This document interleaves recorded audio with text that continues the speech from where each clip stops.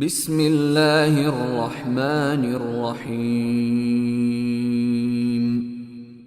عسى ربنا ان يبدلنا خيرا منها انا الى ربنا راغبون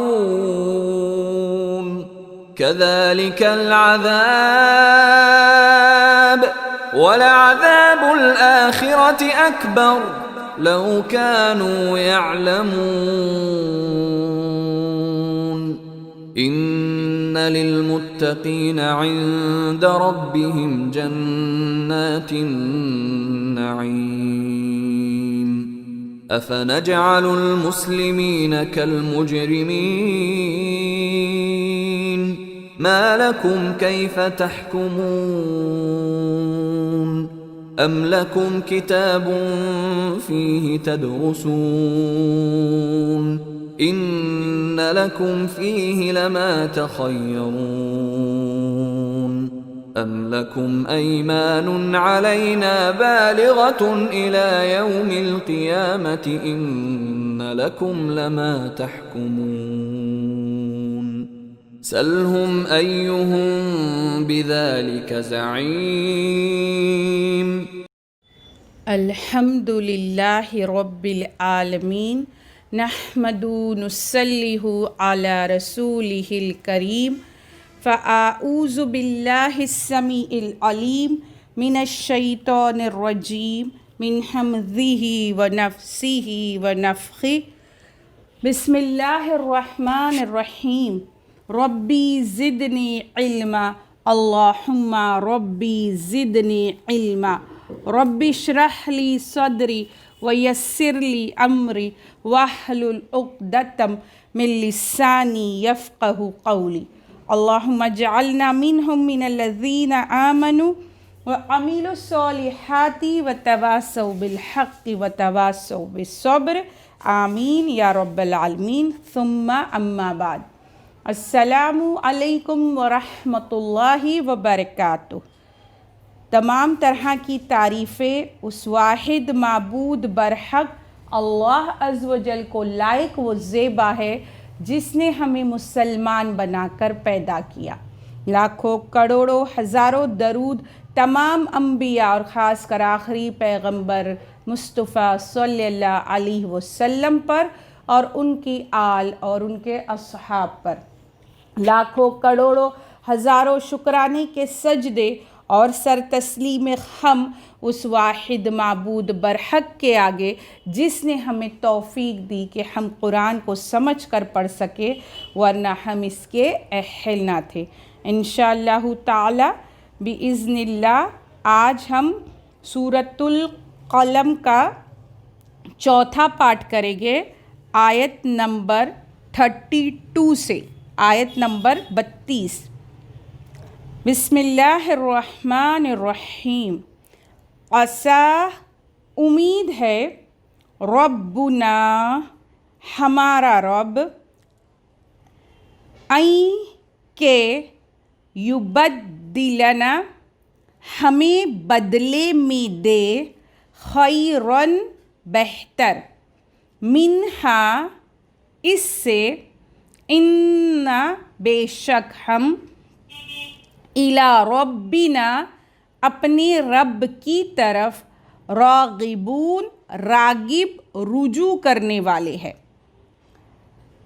اب اس آیت میں جو ہے باغ والے جو ہے کیا کہہ رہے ہیں کہ امید ہے ہمارا رب کہ ہمیں اس سے بہتر بدلہ دے، بدلے میں دے، بے شک ہم اپنے رب کی طرف رجوع کرنے والے ہیں۔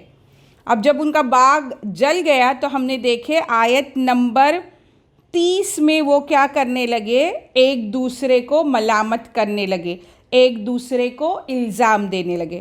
پھر آیت نمبر 31 میں انہوں نے کیا کہا، جو باغ والے ہیں انہوں نے قبول کیا اپنی گناہ، اپنی غلطی تسلیم کی کہ بے شک ہم خراب تھے، بے شک ہم سرکش تھے، گنہگار وہ خود تھے جس کے عوض میں یہ ہوا۔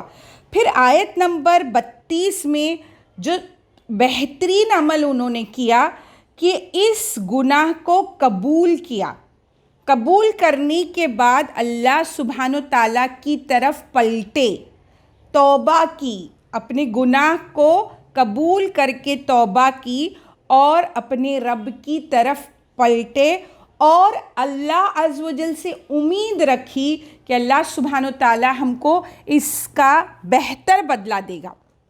مفسرین کہتے ہیں اس آیت کے بارے میں کہ یہ جو تینوں بھائی نے آپس میں عہد کیا کہ اگر اللہ سبحانہ و تعالیٰ نے اس کے بدلے میں جو سب کچھ برباد ہو گیا ہے ہمیں مال عطا کیا تو کیا کریں گے, ہم ہمارے باپ کی طرح غربا اور مساکین کا حق ادا کریں گے. تو یہ جو ہے یہ تھا عذاب کو دیکھ لینے کے بعد جو ندامت ہوئی ان کو, اور اس کے بعد جو انہوں نے توبہ کے ساتھ اپنے رب سے کیا کی, امید وابستہ کی.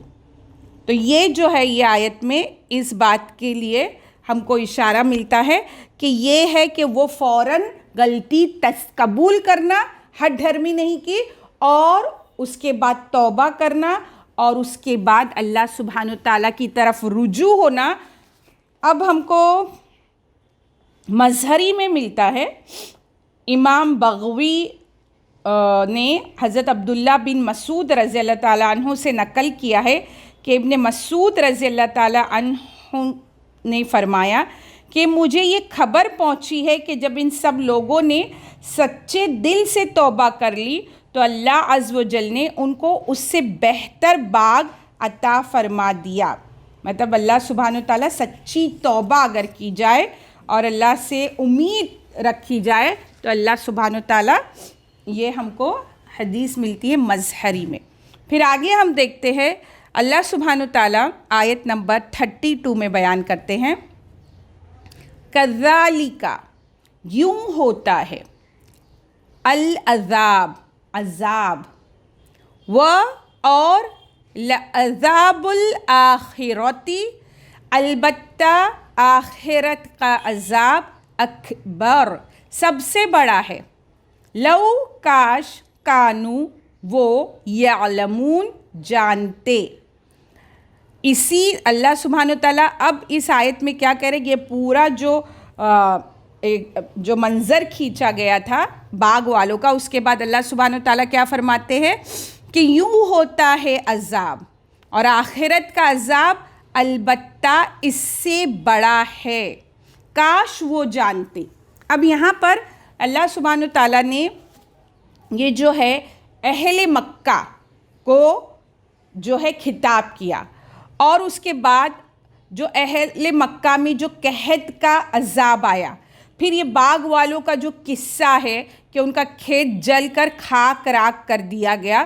تو اللہ سبحانہ تعالیٰ کیا بولتے کہ اللہ کا عذاب کیسے ہوتا ہے, اس طرح آیا کرتا ہے.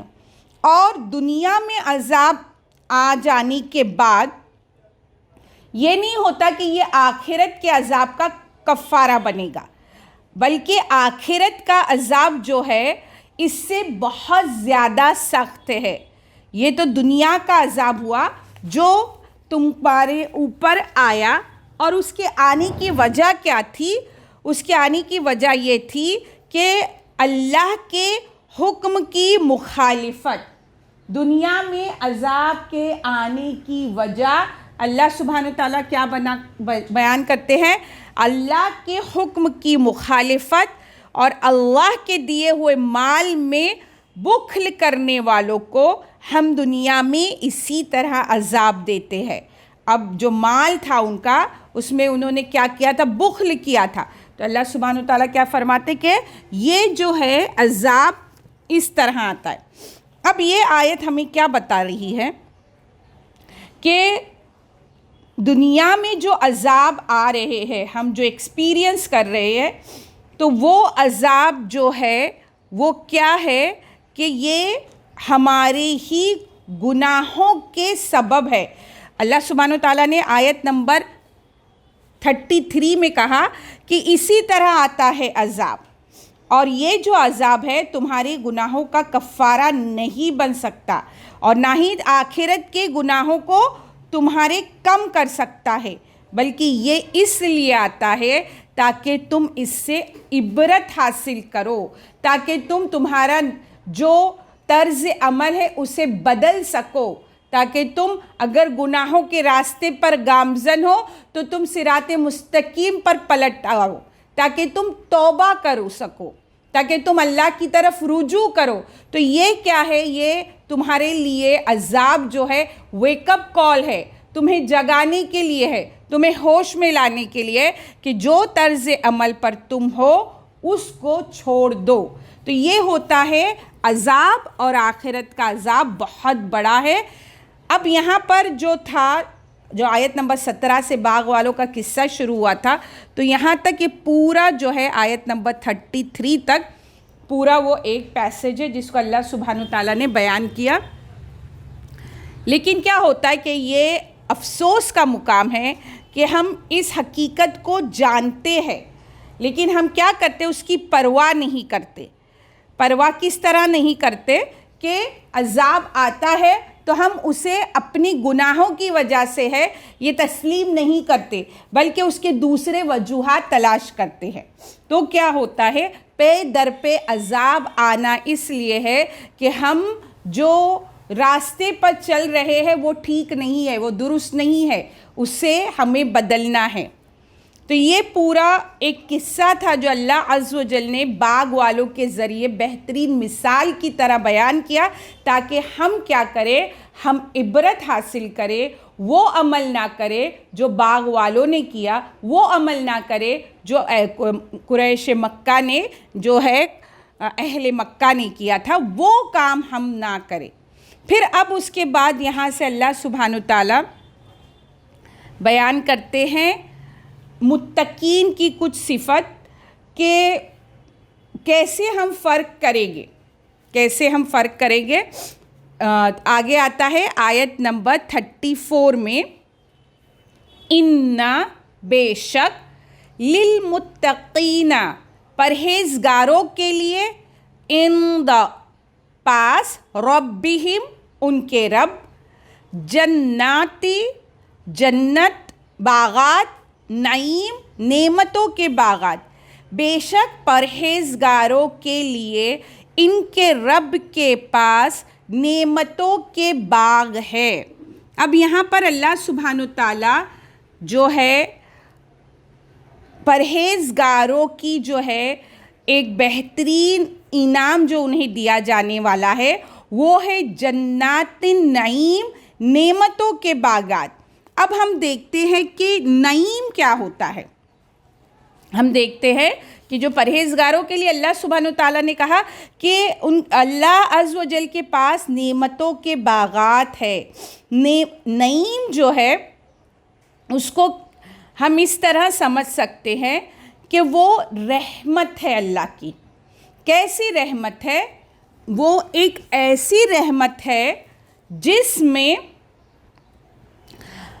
تم مزہ کرنے والے ہو، مزہ کرنے کی ایسی جگہ ہے وہ جہاں تمہارے مزہ کرنے میں کوئی رکاوٹ نہیں آئے گی، کوئی چیز تمہارے مزہ کو کم نہیں کر سکے گی۔ ہم بولتے ہیں نا کہ انجوائمنٹ نیور اینڈنگ، یعنی ایسا ہم کو مزہ رہے گا جو کبھی ختم نہیں ہوگا۔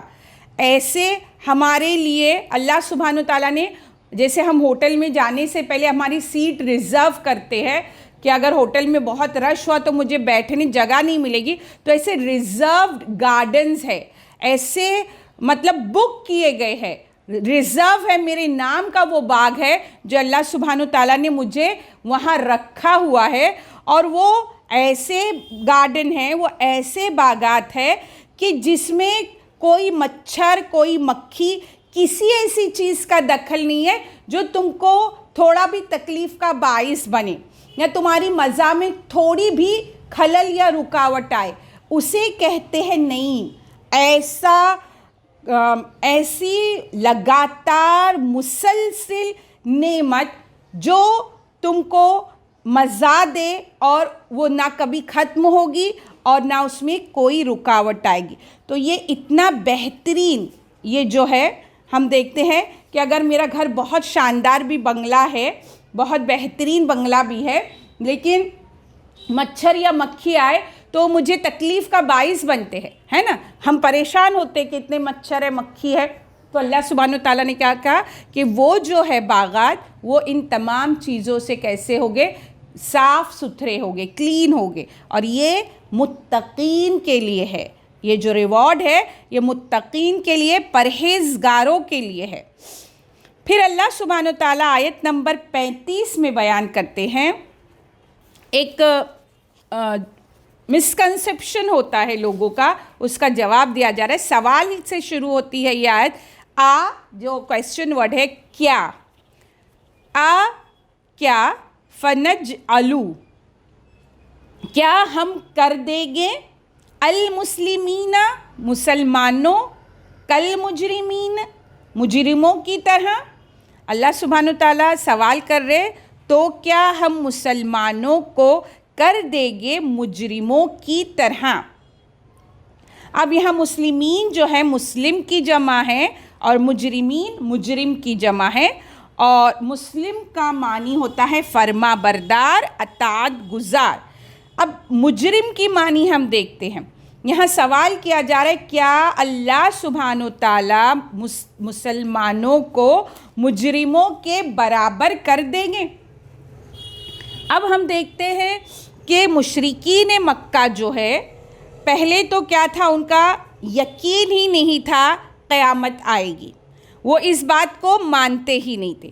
اور اگر ٹھیک ہے, اگر انہوں نے ایک خیال رکھا کہ اگر قیامت آ بھی گئی فار ایگزامپل, تو کیا وہ گمان کرتے ہیں کہ وہاں پر جو ہے ہمارا جو کیا ہوگا, ہمارا حال وہاں بہتر ہوگا, مطلب ہم بہت بہترین حال میں ہوں گے. تو یہاں اللہ سبحانہ تعالیٰ کہہ رہے کیا مسلمانوں کو اللہ سبحانہ تعالیٰ مجرموں کی طرح کر دیں گے, بنا دیں گے. اب ہم دیکھتے ہیں کہ مجرم جو ہوتے ہیں وہ اسے ہم کیسے ڈسکرائب کریں گے. یہاں اللہ سبحانہ تعالیٰ نے انہیں مجرم قرار دیا ہے.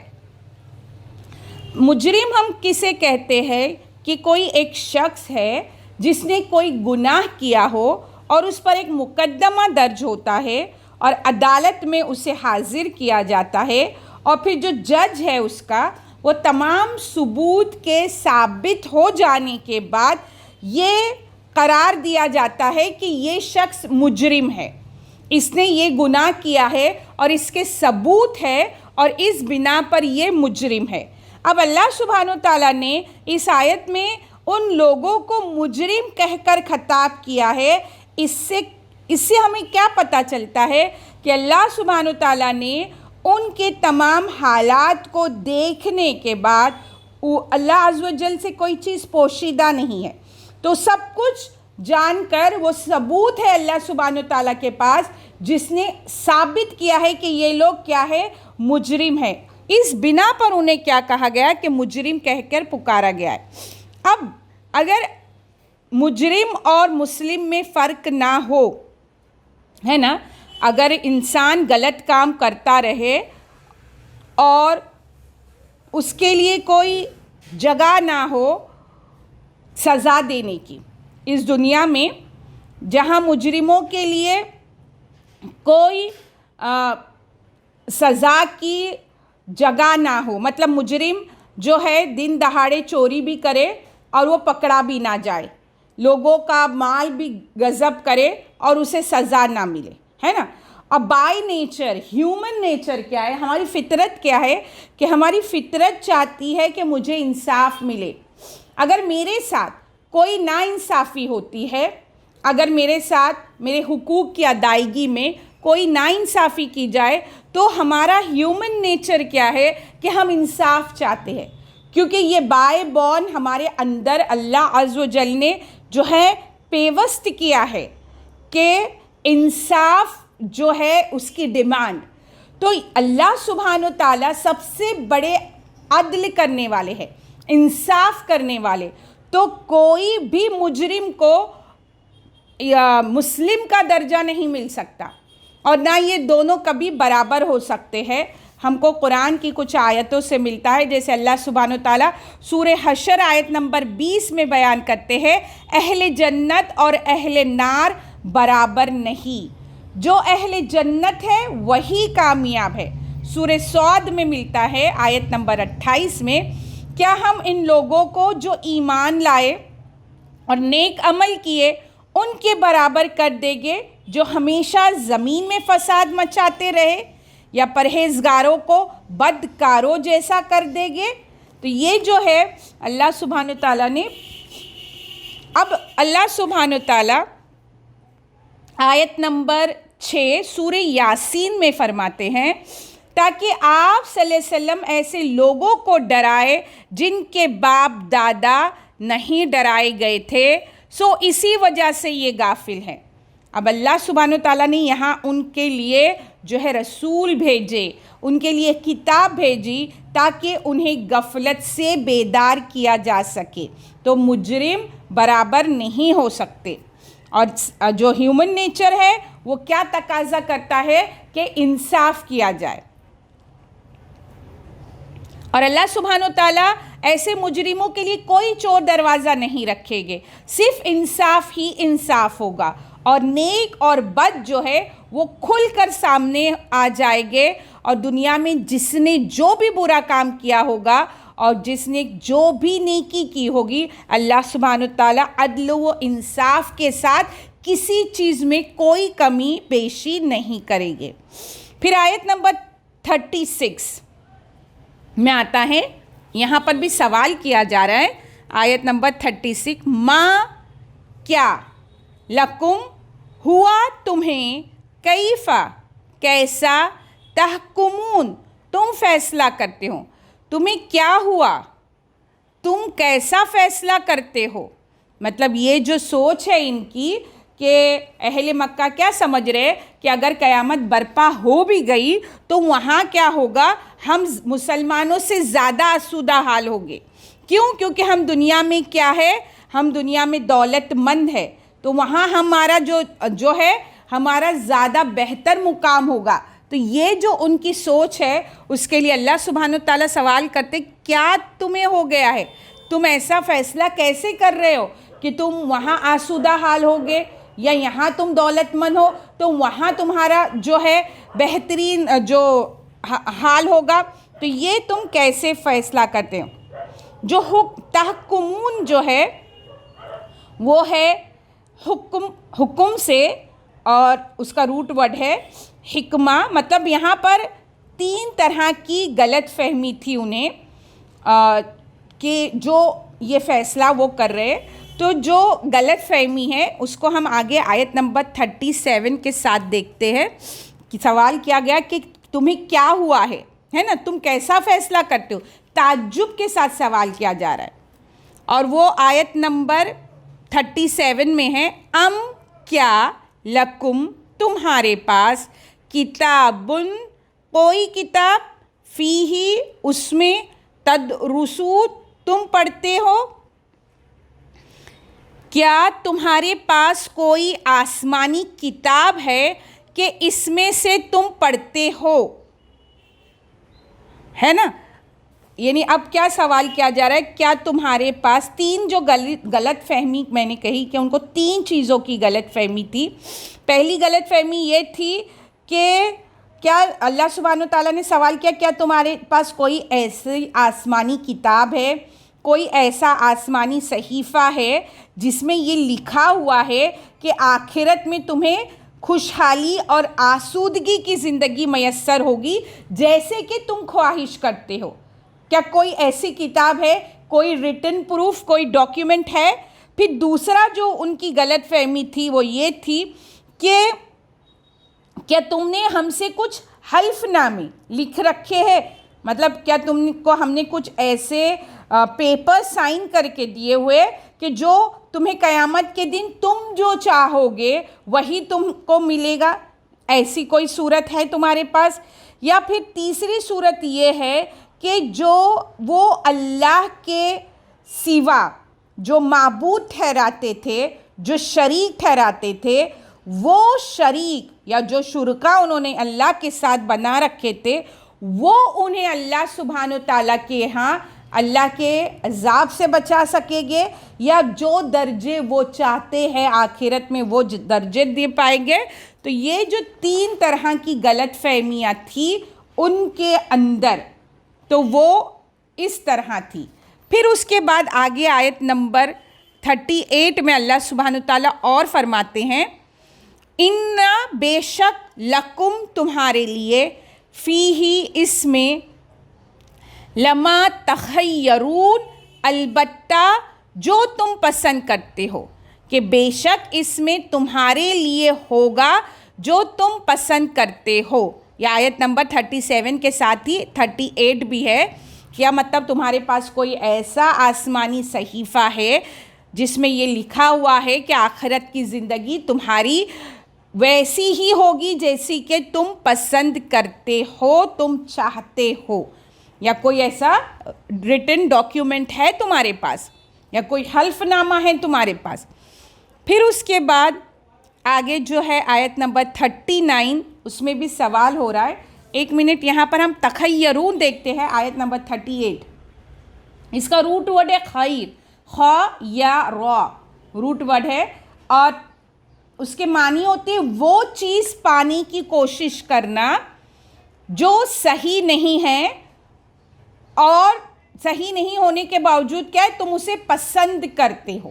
تو یہ ہوتا ہے کہ وہ چیز مطلب صحیح نہیں ہے لیکن وہ انہیں پسند ہے, مطلب جو تم پسند کرتے ہو وہ چیز تم پانا چاہو گے, لیکن یہاں وہ عمل تم نے نہیں کیے, وہ صحیح نہیں ہے تمہارے لیے. پھر آیت نمبر 39 سوال ہے کیا. یہ چاروں آیتوں میں ہم دیکھ رہے ہیں کہ سوال سے آیتیں شروع ہو رہی ہے, کویسچن کیا جا رہا ہے, کیا لکم تمہارے لیے ایمان کوئی پختہ عہد, علینا ہم پر, بالغتن پہنچنے والا, الی یوم القیامتی قیامت کے دن تک, ان بے شک لکم تمہارے لیے, لما البتہ, تحکمون تم فیصلہ کرتے ہو. کیا تمہارے لیے ہمارے ذمے کوئی پختہ عہد ہے جو قیامت کے دن تک پہنچنے والا ہے, کہ بے شک تمہارے لیے ہوگا جو تم فیصلہ کرتے ہو. اب اللہ سبحانہ تعالیٰ قیامت کے دن تک تمہارے پاس کوئی ایسا جو ہے پختہ عہد ہے جو تم کو پہنچنے والا ہے قیامت کے دن تک. تو یہ جو ہے اللہ سبحانہ تعالیٰ ان لوگوں کو اس بات کی طرف دعوت دیتے ہیں, ان کی سوچ, ان کی باتوں کو, کہ کوئی ایسی چیز ہے, غور کرنے کا مقام ہے, ان کو شعور ان کا بیدار کیا جا رہا ہے. کیا کوئی ایسی چیز ہے جو تمہیں قیامت کے دن تک ایسا پہنچنے والا کوئی عمل ہے جس سے تم ان چیزوں سے بچ جاؤ گے, جو آخرت کا عذاب آنے والا ہے اس سے اپنے آپ کو بچا پاؤ گے. کوئی ایسی چیز ان کے پاس نہیں ہے.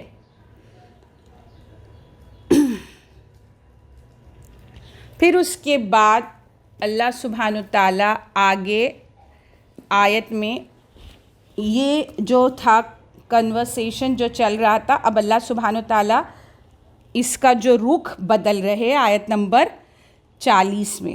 کیسے بدل رہے کہ اب جو انداز مخاطب جو ہے اب آپ صلی اللہ علیہ وسلم سے کہا جا رہا ہے. کیا ہے دیکھتے ہیں آیت نمبر 40. سلہم تو ان سے پوچھ, ایہم ان میں ہے کون, سوال ہے, بذالکا اس کا زعیم، ضامن، ذمہ دار، مطلب تو ان سے پوچھ ان میں سے کون اس کا ذمہ دار ہے۔ اب یہاں جب اس طرح آیت کا جو رخ بدل جاتا ہے، جو اس کی وجہ کیا ہوتی ہے اس کو سمجھتے ہیں کہ اللہ سبحانہ و تعالیٰ جو سل ہے، سل ہم دیکھتے سل ہم، اس کو دیکھتے ہیں، جو سل ہے یہ فعل امر ہے، حکم دیا جاتا ہے جب، اور یہاں پر حکم دیا جا رہا ہے، کس سے مخاطب ہے؟ آپ صلی اللہ علیہ وسلم کو اللہ عز و جل بول رہے ہیں کہ ان سے پوچھ، قریش مکہ سے پوچھ، اور پھر سوال ہے ان میں سے کون اس کا ذمہ دار ہے، کون اس کا زعیم ہے۔ مطلب جب انداز بیاں قرآن میں اس طرح بدل جائے کہ اللہ اپنے بندوں سے بات نہ کرے اور رسول صلی اللہ علیہ وسلم کی طرف مخاطب ہو، اور رسول اللہ صلی اللہ علیہ وسلم سے کہا جائے کہ تم اب بات کرو بندوں سے، تم اب سوال کرو ان بندوں سے، تو اس وقت اللہ عز و جل غصے میں ہے۔ اس وقت اللہ عز و جل جو ہے اپنے غصے کا اظہار کر رہے ہیں۔ اس کو ہم کیسے سمجھیں گے؟ ہم ہماری روزمرہ کی زندگی میں دیکھتے ہیں کہ اگر ہم کو غصہ آتا ہے، اگر ہم کو ہمارے بچوں سے اگر ہم ناراض ہوتے ہیں، دو بچے ہیں ہمارے، ایک سے ناراضگی ہے، تو ہم اس ناراضگی جس بچے سے ہے اسے ڈائریکٹ مخاطب نہیں کرتے، ہم ہمارے دوسرے بچے کو بولتے کہ تو بول اس کو، ہوتا ہے نا، ہم اس سے بات نہیں کرنا چاہتے کیونکہ غصے میں ہوں میں، تو میں ڈائریکٹ اس سے مخاطب نہیں ہوگی، ہم دوسرے بچے کو بولتے اس کو بول اس نے ایسا کی، اس کو بول اس نے ایسا کیا۔ تو اللہ سبحانہ و تعالیٰ اب جب اپنے غصے کا اظہار کرتے ہیں تو مخاطب نہیں ہوتے ہوئے رسول صلی اللہ علیہ وسلم کو حکم دیتے ہیں کہ پوچھ ان لوگوں سے کہ کون ان کا زعیم ہے، کون ان کا ذمہ دار ہے۔ اب یہاں ہم زعیم کو دیکھتے ہیں، زعیم کہتے ہیں مطلب ذمہ دار، جو ہم معنی اس کی کر رہے ہیں، کون ذمہ داری لے گا؟ مطلب کیا ہوتا ہے کہ اگر مجھے پرائم منسٹر سے بات کرنی ہے نا، تو ڈائریکٹ پرائم منسٹر ہم سے بات نہیں کرتا، پرائم منسٹر کے جو اسسٹنٹس ہوتے ہیں، جو پی اے ہوتے ہیں، ان سے بات کی جاتی ہے نا۔ تو یہاں پر یہ جو زعیم کون ہوتے ہیں، ایسے پی اے ٹائپ لوگ ہے نا، تو وہ بات کریں گے پرائم منسٹر سے، جو آڈینس ہے، جو لوگ ہے، جو عوام ہے، وہ بات نہیں کریں گے۔ تو اللہ سبحانہ و تعالیٰ یہاں پر کیا بیان کرتے ہیں کہ یہ جو ہے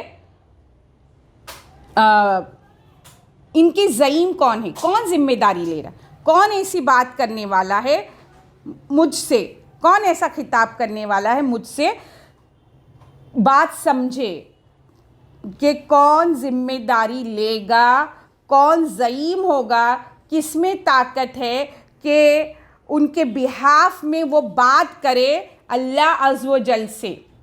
جو مشرک ہے، جو منافق ہے، جنہوں نے اللہ سبحانہ و تعالیٰ کی ذات کا انکار کیا ہے، تو کون وہ ہوگا؟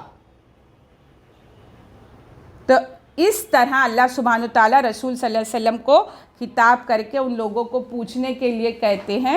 اب یہاں پر آیت نمبر 40 پر ہم ختم کرتے ہیں انشاءاللہ تعالیٰ۔ آیت نمبر 40 کے بعد سے ہم اگلے درس میں کریں گے۔ اللہ سبحانہ تعالیٰ سے دعا ہے کہ جو ہم پڑھے اسے سمجھنے کی توفیق عطا فرما، بولنے سے زیادہ عمل کرنے کی توفیق عطا فرما، قول و فعل کے تضاد سے بچا۔ وآخر الدعوانا الحمدللہ رب العالمین۔ السلام علیکم ورحمۃ اللہ وبرکاتہ۔ بسم اللہ الرحمن الرحیم۔ سبحانک اللہم وبحمدک، نشہد ان لا الہ الا انت، نستغفرک ونتوب الیک۔ سبحان ربک رب العزۃ عما یصفون، وسلام علی المرسلین، والحمد للہ رب العالمین، برحمتک یا ارحم الراحمین۔